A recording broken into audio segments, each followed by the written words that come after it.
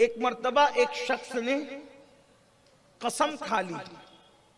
قسم یہ کھائی کہ میں ایسی عبادت کروں گا کہ ویسی عبادت روئے زمین پر میرے سوا کوئی نہیں کر رہا ہو.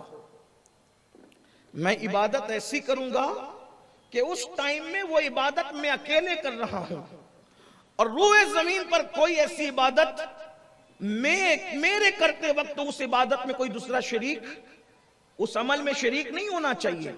اور پھر اس نے بڑھ کے کہا اگر ایسا نہ کر سکا, اپنی قسم پوری نہ کر سکا, تو اس نے اپنی بیوی کے لیے 3 طلاق کی قسم کھا لی. اب مسئلہ پوچھا گیا کہ بھئی کوئی ایسی عبادت ہے کہ جو بندہ اکیلے کرے اور دوسرا نہ کرے؟ تب عبادتوں کی فہرست میں اٹھا لیں. جیسے رستے میں تکلیف دینے والی چیز کو ہٹا دینا بھی عبادت ہے. مگر کیا ضروری ہے کہ جو مالیگاؤں میں یہ کام کر رہا ہو, سعودی میں اس وقت وہ کام نہ کر رہا ہو, یمن میں اس وقت وہ کام نہ کر رہا ہو, دوسرے شہر میں نہ کر رہا ہو؟ مسکرانا بھی عبادت ہے. ہو سکتا ہے یہ یہاں مسکرا اور تو پوری دنیا میں کوئی نہ مسکرائے. نماز بھی عبادت ہے, نماز پڑھ رہا ہو سکتا ہے ایسا ہے کہ پوری دنیا میں کوئی نہ کر رہا ہو, لیکن قسم تو پوری کرنی ہے. سب کے دماغ ٹھکانے پر آ گئے اور سب پریشان ہو گئے کہ جواب کیا دیں. تو کسی نے مشورہ دیا, دیکھو اچھے ڈاکٹر کی پہچان یہ ہے کہ اس کے پاس جس مریض کا علاج نہ ہو وہ رہنمائی کر دے کہ فلاں کے پاس چلے جائیں. یہ آسان طریقہ ہے, زبردستی اس کو جو ہے وہ تختہ مشق نہ بنائے.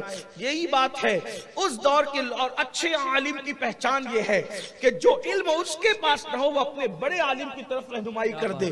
تو اس وقت ایسا ہی ہوا, جب لوگوں کی عقلیں ٹھکانے آ گئی, مسئلہ سمجھ میں نہیں آیا, عقلیں جواب دے گئی, تو پھر کسی نے کہا اس مسئلے کو کوئی حل کر سکتا ہے اس دور میں تو وہ آیات من آیات اللہ, حجت اللہ, اللہ کی حجت, اللہ کی دلیل, قیاس الکونین, غوث العارفین سیدنا شیخ عبد القادر جیلانی الحسنی الحسینی رضی اللہ تبارک و تعالیٰ کی ذات ہے. جاؤ ان سے جا کر مسئلہ پوچھو, وہ بتائیں گے یاد رکھنا کہ علم انسان پڑھتا ہے لیکن اللہ فہم جس کو زیادہ دیتا ہے وہ اس میں سے زیادہ نکات نکالتا ہے. لوگ مولائے کائنات سیدنا علی مرتضیٰ سے پوچھتے تھے, علی کیا رسول اللہ نے تم لوگوں کو کوئی اور قرآن عطا کیا ہے, ہمارے سوا اور کوئی کتاب عطا کی ہے کہ ہمارے پاس کتاب الگ ہے, آپ کے پاس کتاب الگ ہے؟ تو مولا علی نے فرمایا اللہ کی عزت کی قسم, جو قرآن تمہارے پاس ہے وہی قرآن ہم اہل بیت کے پاس بھی ہے, بس بات اتنی ہے کہ اللہ نے ہمیں لوگوں سے فہم زیادہ عطا فرمایا ہے, اس لیے فہم کی بنیاد پر یہ باتیں سامنے آتی ہے. اللہ اکبر. مولا مشکل کشا کا وہ شہزادہ حضرت شیخ عبد القادر جیلانی الحسنی والحسینی, اس دور میں آپ افتاء کی مسند کو زینت دے رہے تھے اور چاروں مسالک کی اللہ اکبر بنیاد پر آپ فتویٰ دیتے تھے, حنفی بھی, مالکی بھی, شافعی بھی, حنبلی بھی. اللہ اکبر, اتنے بڑے مفتی تھے.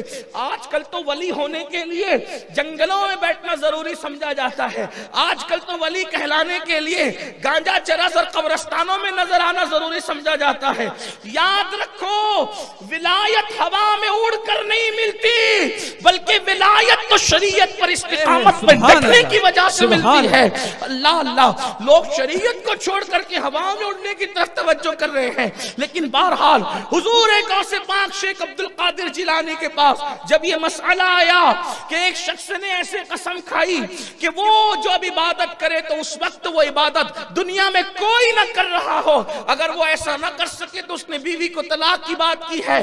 غوث پاک نے مسکرا کے فرمایا بات تو بڑی آسان ہے, دیکھو جہاں سب کے دماغ کی جو ہے وہ دھڑکنے, سب کے دماغ کے معاملات جو ہیں اللہ اکبر, بلکہ سب کے دماغ کی کیفیت گمشدہ معاملات میں چلی گئی, دل کی دھڑکنیں تیز ہونے لگی, قلم رک گئے, سانسیں ٹھہر گئی, دلیلیں جواب دے گئی, اہل علم کی عقلیں گھٹنے ٹیک گئی. وہاں غوث پاک بہت بہت نارمل انداز سے کہتے ہیں بات تو بڑی آسان سی ہے، ایک کام کیا جائے، اس کو مکہ روانہ کر دیا جائے، اور مکہ روانہ کرنے کے بعد مطاف میں جتنے لوگ طواف کر رہے ہیں ان سب کو روک دیا جائے، اور اس کو بولو کہ یہ اکیلا طواف کرے، جب یہ طواف کر رہا ہوگا تو اس وقت تو کوئی طواف نہیں کرے گا، اس طرح اس کی بیوی جو ہے طلاق سے بچ جائے۔ سبحان اللہ، سبحان اللہ۔ علم نہ ہونے کی بنیاد پر کتنا مشکل تھا مسئلہ، کتنا مشکل تھا، لیکن علم والے نے اس کو کیسے چٹکیوں میں آسان کر دیا۔